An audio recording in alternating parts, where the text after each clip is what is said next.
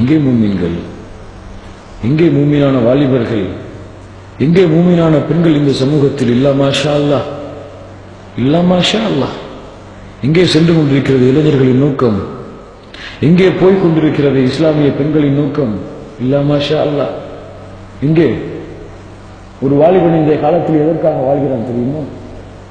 ஒரு முஸ்லிமான பெண், ஒரு முஸ்லிமான தௌஹீதை ஏற்றுக்கொண்ட ஒரு பெண் இன்று எதற்காக வாழ்கிறாள் தெரியுமா? அவங்க வாழ்க்கை எதில் சுழன்று கொண்டிருக்கிறது தெரியுமா? அவர்கள் சிந்தனை எதில் போய் கொண்டிருக்கிறது தெரியுமா? எதுல எதுலங்க? எதுல? காதல். அஸ்தக்ஃபிருல்லாஹ் அல்-அஸீம். ஒரு ஆணை திருமணம் முடிப்பதற்காகவே, அவன் விரும்பக்கூடிய ஒரு ஆணை திருமணம் முடிப்பதற்காகவே தன்னுடைய வாழ்க்கையை கழிக்கக்கூடிய முஸ்லிம் பெண்கள். இல்லா மாஷா அல்லாஹ், அல்லாஹ் பாதுகாத்த ஈமான் கொண்ட பெண்களை தவிர. அந்த பெண்ணை திருமணம் முடிப்பதற்காகவே, அதிலேயே அந்த பெண் கிடைக்கவில்லை என்றால் அதற்காகவே இறக்கக்கூடிய முஸ்லிம்கள். உண்மையா இல்லையா? போய் தேடுங்க, கிடைக்கும் உங்களுக்கு. போய் பாருங்க, நம்முடைய வாலிபர்களுக்கு தெரியும் நம்முடைய வாலிபர்களுடைய உலகம் எங்கே சென்று கொண்டிருக்கிறது என்பதை.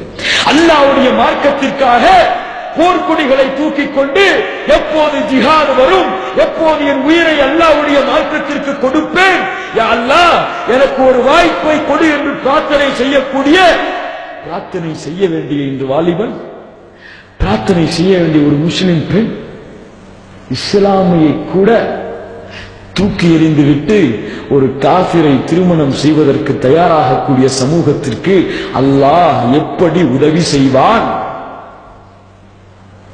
தமிழ்நாட்டை நான் சொல்றேன். எப்படி அல்லாஹ்வுடைய உதவி வரும்? அல்லாஹ்வுடைய மார்க்கத்தை ஏதோ செருப்பு கால்ல போற செருப்பு மாதிரி தூக்கி போட்டு ஏதோ ஒரு ஆம்பளைக்காக தூக்கி போடக்கூடிய பெண்கள் வாழக்கூடிய 2-3 பேரா சொல்றேன், நானு 4-5 பெண்களா போன சொல்றேன். எத்துணை ஆலிமான பெண்கள்,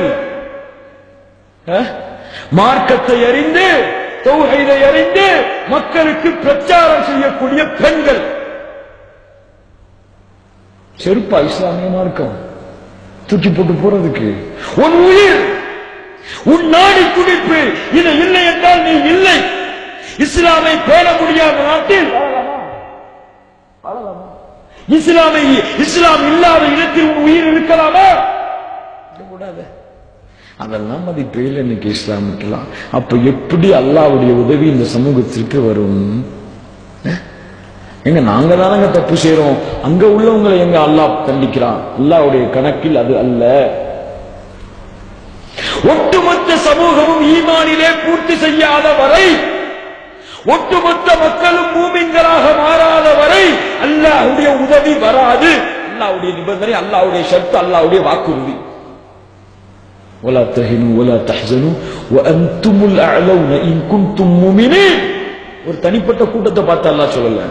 அல்லாஹ்வுடைய தூதர் ஸல்லல்லாஹு அலைஹி வஸல்லம் சொன்னார்கள், முஃமினூன இக்வா, முஃமின்கள் எல்லோரும் சகோதரர்கள், கட்டிடத்தை போன்றவர்கள். கல் புன்யான்.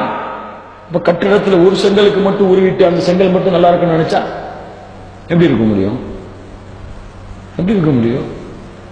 இல்லை என்பிருக்கிறவர்களே, அன்பு சகோதர சகோதரிகள், எப்படி அல்ல.